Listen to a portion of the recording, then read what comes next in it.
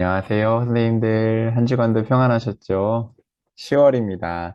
10월은 사명자들 2 함께 살펴보게 됩니다. 같이 주제 해설 내용 보실까요? 10월에 하늘 만끽하고 계시죠? 이제 곧 있으면 산천도 알록달록 물들 텐데요. 연일 보도되는 내용들이 우리에게 한숨을 푹푹 쉬게 하죠. 시대적 어둠입니다. 전염병과 끝나지 않는 전쟁, 유례 없는 대가뭄, 겪어보지 못했던 경제 위기 등은 우리의 마음을 분명 방망이질 합니다. 그러나 하나님은 시대적 어둠을 뚫고 사명자를 보내십니다. 어두운 시대를 보는 우리의 마음은 절망일 수 있어도 어두운 시대를 바라보는 하나님의 마음은 아마 창자가 끊어지는 고통일 것입니다. 왜냐하면 그 어두운 시대 속에 살아가는 한 명 한 명들이 다 하나님의 자녀이기 때문이지요. 자식을 군대 보낸 부모의 마음이 어찌 편안하겠습니까? 또 그 군대에서 사건, 사고가 발생했다는 소식을 들었을 때에 어찌 부모가 가만히 두 발 뻗고 평안히 잠을 잘 수 있겠습니까? 세상이 망가지면 망가질수록 하나님은 자신이 만든 세상이기에 마음이 아프기도 하지만 그 세상 가운데 살아가는 우리를 보시며 탄식하고 계십니다. 이 세상을 하나님은 다시 새롭게 하기를 원하시고 그 시도를 어, 우리가 하나님을 떠난 그때부터 지금까지 만군의 여호와의 열심히 반드시 이 일을 이룰 것이다 말씀하신 대로 계속해서 쉬지 않고 일하고 계십니다. 선생님들은 그리고 저는 이 세상을 새롭게 하기를 원하시는 하나님께 쓰임 받을 준비된 사명자입니까?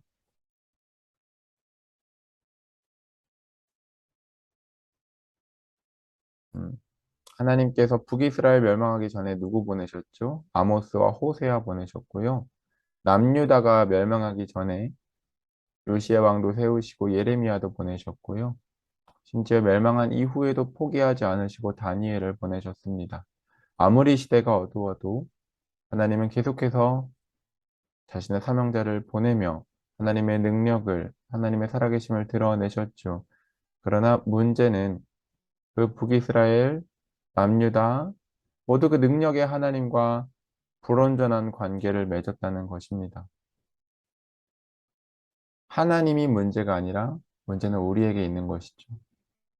왜 망했는지를 돌아보는 열왕기하 17장 말씀에 보면 그런데도 주님께서는 이스라엘과 유다에 여러 예언자와 선견자를 보내어서 충고하셨다. 너희는 너희의 그 악한 길에서부터 돌아서서 내가 너희 조상에게 명하고 또 나의 종 예언자들을 시켜 내가 너희에게 준 그 모든 율법에 따라 나의 명령과 나의 율례를 지켜라.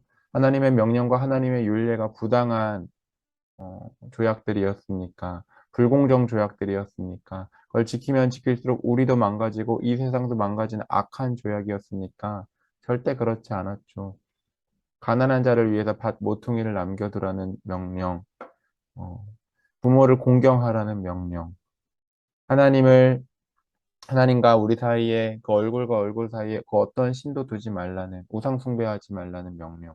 간음하지 말고 내 이웃의 아내를 탐내지 말고 집을 탐내지 말고 욕심 부리지 말라는 명령. 살인하지 말고 생명을 존중하라는 명령.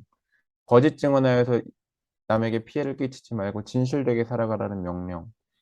남의 것을 내가 노력해서 얻은 것이 아니라 남이 노력해서 얻은 것을 내가 탈취하는 그런 도둑질하지 말라는 명령. 그것이 과연 이 세상을 망가뜨리는 것이고 우리의 삶을 망가뜨리는 것입니까? 전혀 그렇지 않죠.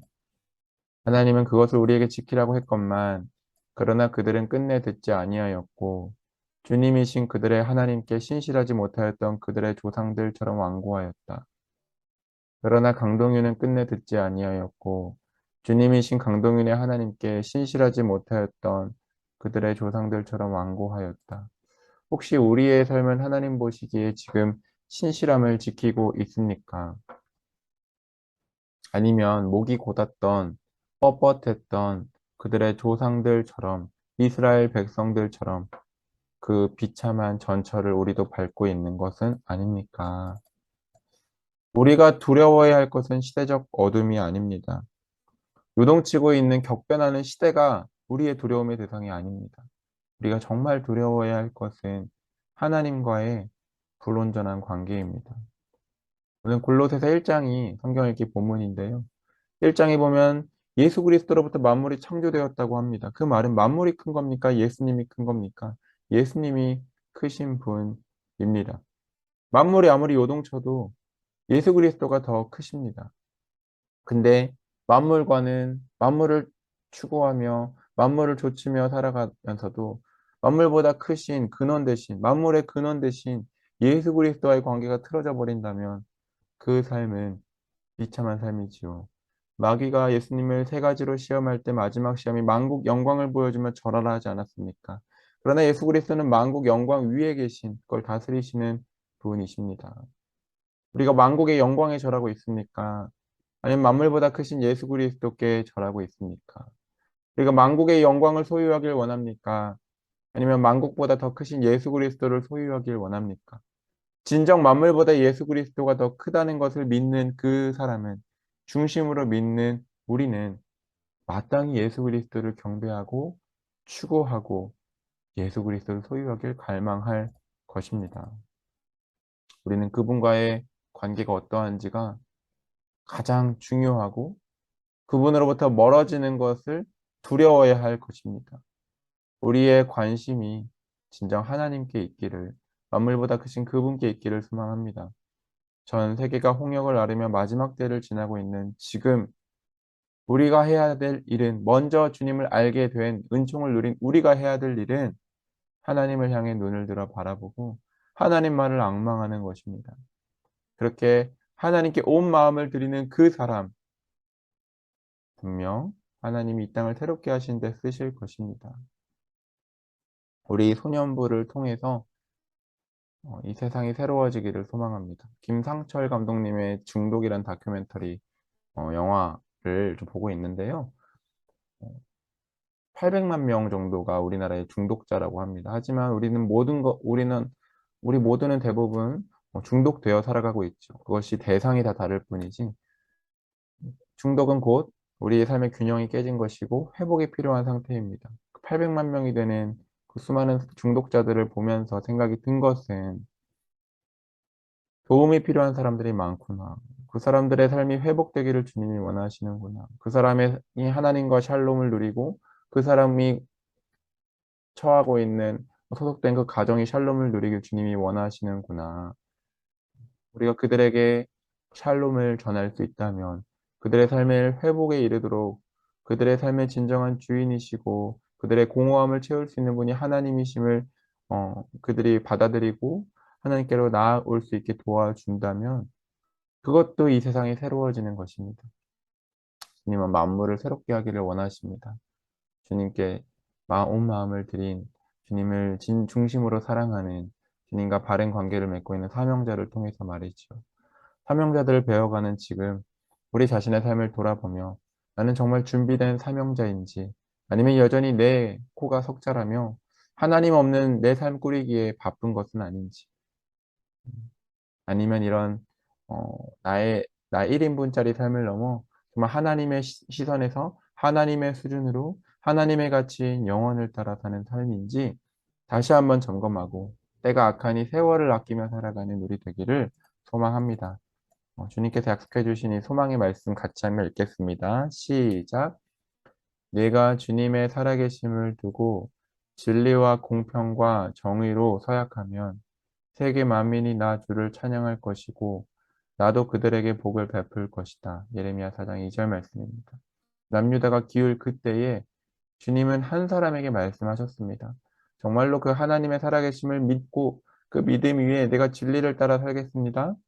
내가 주님의 그 공평과 공의와 정의로 삶을 그 위에 얹겠습니다라고 주님과 약속하고 살아간다면 나 한 사람의 그 결단과 삶이 세계 만민에게 영향을 미쳐서 어, 이 세계 만민의 주님이 그토록 원하시던 복을 베풀며 세상을 새롭게 하길 원하신다는 것입니다.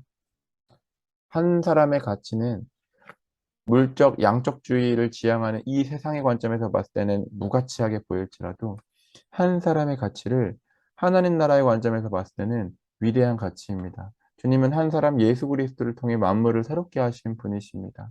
진정 한 사람 내가 이 주님의 살아계심을 중심으로 믿고 그 살아계심 위에 진리와 공평과 정의로 서약을 하면 주께서 이 땅을 복을 주시며 새롭게 하실 것입니다. 이번 10월 한 달도 그 사명자들이 한 사람이 하나님께 드려졌을 때에 주님이 어떻게 일을 하셨는지 우리 함께 살펴보며 내가 1인분짜리의 삶에서 벗어나 하나님 나라에 동참하는 복된 삶 누리기를 소망합니다. 하나님은 시대가 어두워도 사명자를 보내는 사랑의 하나님, 은혜의 하나님, 열심의 하나님이심을 우리가 함께 10월 한 달간 알아가길 소망합니다. 아모스, 호세아, 요시야, 예레미야, 다니엘 여전히 그 열왕기하 시대들을 배웁니다. 그래서 우리는 1과 사명자 아모스, 사명자는 정의와 공의의 사람이라는 것을 함께 배우려고 합니다. 우리 본문 묵상 내용 보실까요? 네. 본문은 5장 24절입니다. 너희는 다만 공의가 물처럼 흐르게 하고 정의가 마르지 않는 강처럼 흐르게 하여라. 아모스 시대에 공의와 정의가 어, 어땠다는 것입니까? 이미 공의가 어, 어, 막혀버렸고 그리고 정의가 메말라 버렸다는 것이죠. 그러니까 공의가 물처럼 흐르고 정의가 마르지 않는 강처럼 흐르게 하라고 하나님이 명령하는 것 아니겠습니까? 공의와 정의가 실종된 세상이 사회가 어떤 사회였는지 우리 함께 보겠습니다. 다윗과 솔로몬 황금시대였던 거 알고 계시죠? 200여 년 만에 드디어 제2황금기를 누리게 되었습니다. 여로보암 2세 때 말이죠. 굉장히 부강했습니다.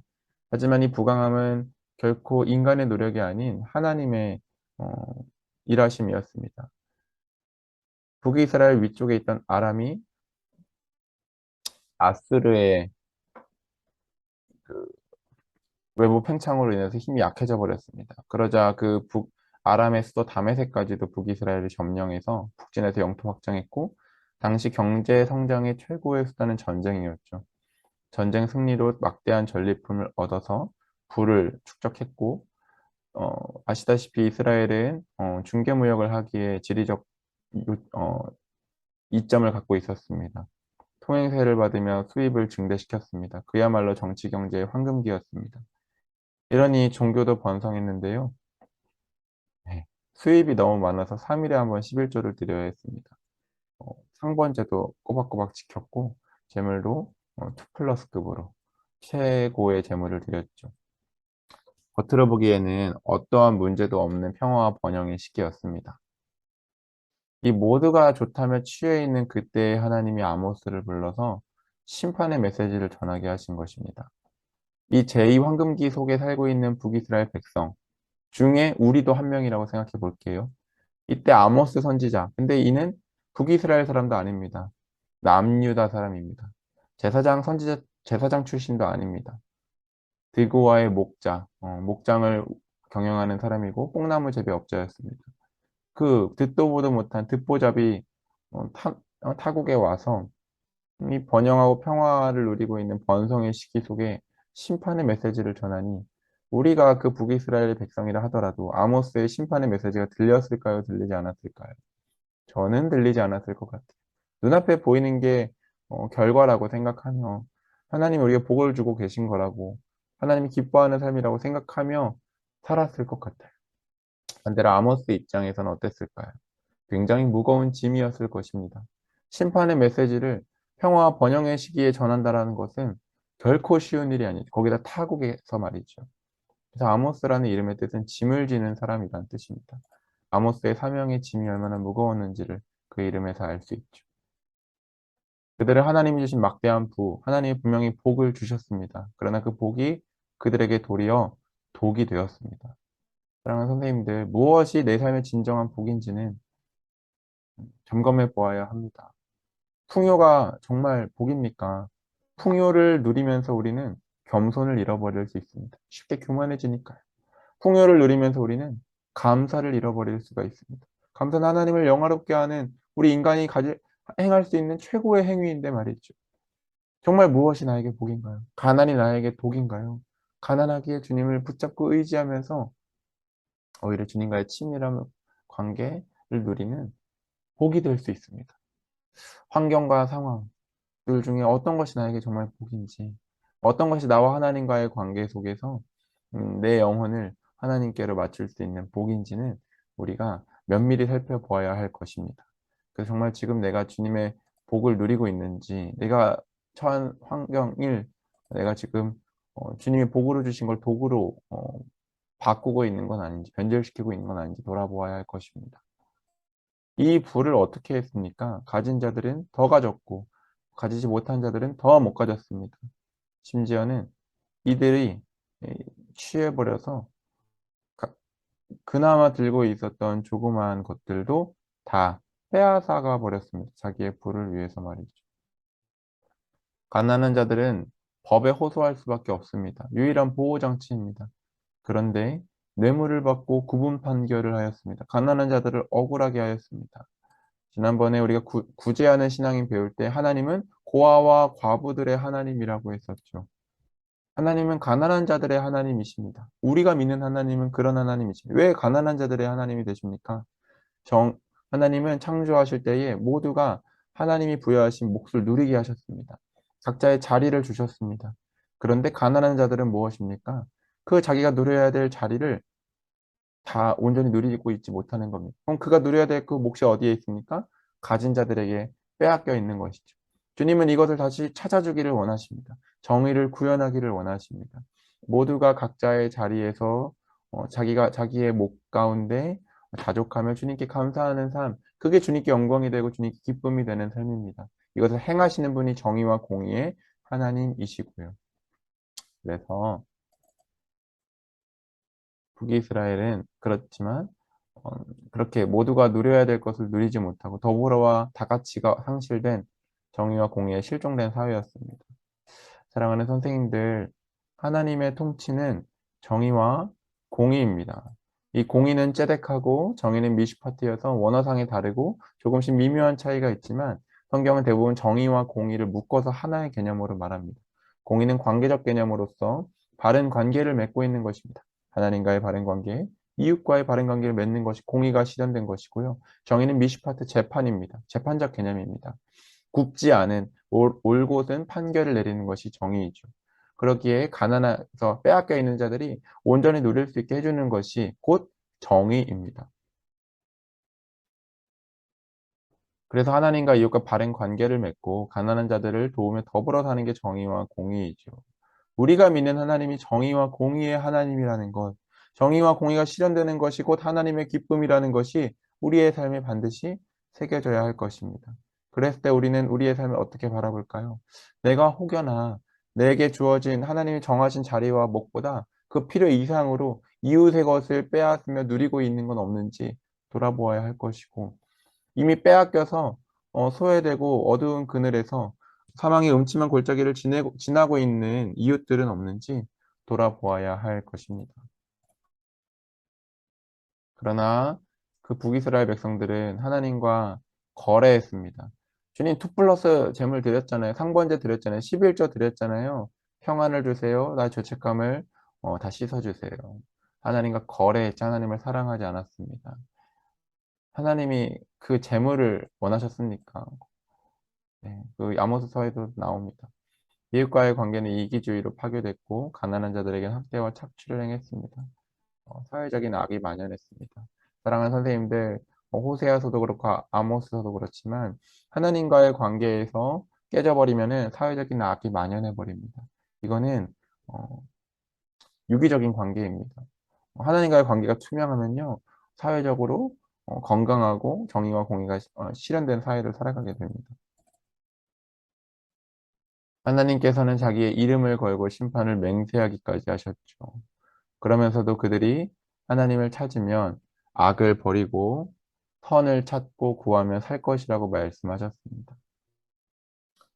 이렇게 악을 행하고 있을 때 하나님은 아모스서를 통해 아모스 선지자를 통해서 너희가 나를 찾아라 그러면 살리라 계속해서 말씀하십니다. 그런 너희가 나에게 돌아오지 않았어. 너희가 나에게 돌아오지 않았어. 5장에 보면 계속 주님이 말씀하십니다. 4장과 5장에 보면. 그래서 하나님은 정의와 공의가 실현되어 사회 전반에 흐르게 하라고 말씀하셨지만 이 말씀을 외면하자 결국 이렇게 제2황금기 이후에 30여 년 만에 북이스라엘이 그냥 추락하며 멸망당했습니다. 우리 주님 이런 분이십니다. 우리가 누리고 있는 복이요. 하나님이 후 부시면 그냥 다 날아가 버립니다. 대한민국이 지금 전쟁 없이 지낸 지 분단 70여 년 됐잖아요. 우리가 6.25 이후에도 한강의 기적으로 불과 이런 부를 누린 지 수십 년이 되지 않았습니다. 또 30년 뒤에 우리나라가 완전히 멸망해 버린다고 생각해 보십시오. 우리가 누리고 있는 이 부가 영원하지 않습니다. 풍요가 영원하지 않습니다. 영원하신 분은 하나님이십니다. 하나님의 가치를 실현하는 것이 훨씬 더 중요합니다. 우리에게 주어진 이 부가 마땅히 공정하게 분배되고 누려야 될 사람들이 다 같이 함께 더불어 누릴 수 있는 사회를 만들어가는 사람들이 우리 그리스도인이라는 것입니다. 그걸 실천하기 위해서 우리 개인의 삶의 영역에서 할 수도 있고 우리에게 맡겨주신 일터가 그렇게 되도록 하나님은 원하십니다. 내가 속해 있는 그 정치와 경제와 또 건설과 종교와 과학과 기술과 또 금융과 그 영역들 가운데에서 정의와 공의를 실현하는 삶을 마땅히 살아가는 것. 주님은 그런 우리를 통해서 우리나라를 새롭게 하실 것입니다. 2022년 오늘날 우리 사회는 어떠한가요? 뉴스 기사를 볼 때면 실종된 것으로 여겨지는 그런 안타까운 사연들이 참 많죠. 주님이 우리를 부르셨습니다. 그리고 주님의 통치는 정의와 공의입니다. 그분을 받들어서 정의와 공의를 행하도록 부름받은 사명자가 우리라는 것 잊지 않고 실천하며 살아가길 소망합니다. 그래서 내가 정말로 더불어 살아가고 있는지, 내 삶의 그 더불어의 영역과 공간이 내 마음에 있는지를 한번 점검해 보았으면 좋겠고, 다림줄은 음, 담벼락의 수직 상태를 알아보기 위해 사용하는 도구죠. 어, 바르게 쌓여있지 않은 영역들이 우리 사회에 어떤 것이 있는지 보고 그걸 주님께 아뢰며 우리가 함께 그것을 바꿔나가도록 힘썼으면 좋겠습니다. 그래서 네, 아이들과 함께 나눌 성경 공부 내용 살펴보면요. 네, 설교 노트 아이들 계속해서 써주길 권면 부탁드리고요. 마음 열기와 자라가기 이렇게 마음 열기와 자라가기로 끝이 납니다. 마음 열기에서는 이번에 이제 KT 데이비스라는 인물이 생각이 났어요. 지난번에도 한번 소개했던 구제하는 신앙인 할 때 소개했던 친구인데요. 정의와 공의를 행한 사람이 누구일까? 예수 그리스도가 정의와 공의를 행하신 분이잖아요. 십자가로 말이죠. 그 십자가를 따라 예수 그리스도를 따라 살아갔던 모범이 되는 KT 데이비스라는 한 여학생이 있습니다. 네, 지금은 이제 아마 저랑 거의 동년배인 것 같아요. 이제 30대를 살고 있을 텐데요. 그 어리고 어렸던 그 청소년 시절에 꿈을 품고 결국은 20대를 하나님께 헌신하며 지냈던 그 여학생의 삶을 우리가 함께 보면 정의와 공의를 행하는 삶이 이런 거구나 좀 알았으면 좋겠습니다.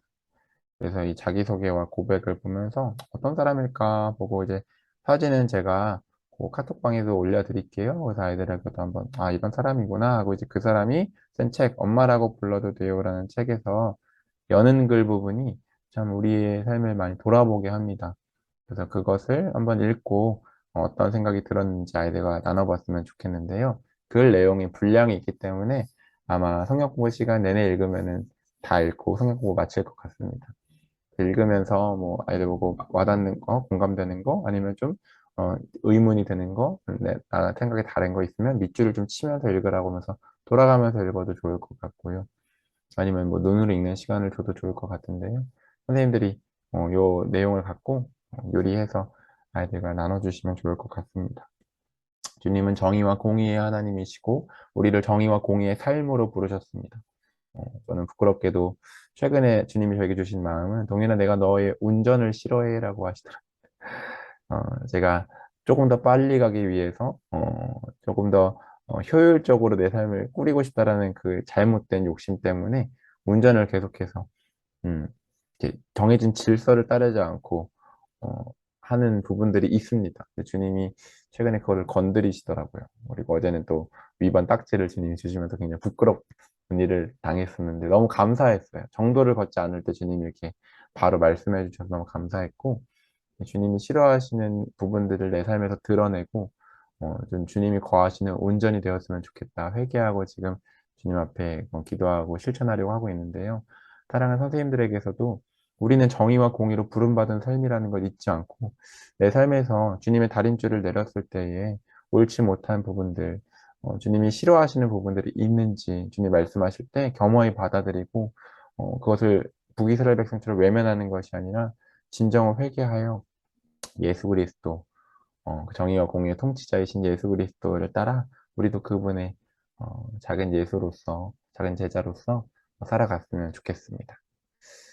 네, 저희 같이 기도하고 마치도록 하겠습니다.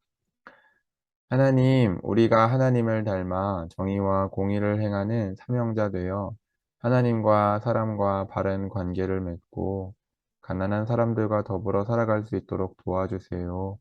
예수님의 이름으로 기도드립니다. 아멘. 하나님이 우리를 부르신 정의와 공의의 삶은 결코 우리에게 해가 되거나 이 세상에 해가 되는 것이 아닌 우리와 이 세상을 아름답게 가꾸는 아름다운 삶으로의 초대입니다. 우리가 선한 일을 위하여 지음을 받았고 또 이제 부름을 받은 것을 감사히 여기며 이 영광의 삶에 용기 있게 뛰어들었으면 좋겠습니다. 우리의 힘으로 하지 않습니다. 우리 뒤에는 삼위일체 하나님이 계시고 심지어 우리 안에 계십니다. 그 하나님 의지하는 믿음으로 우리가 이 삶을 함께 살아가면 좋겠습니다. 네, 이렇게 마치도록 하겠습니다. 감사합니다, 선생님들.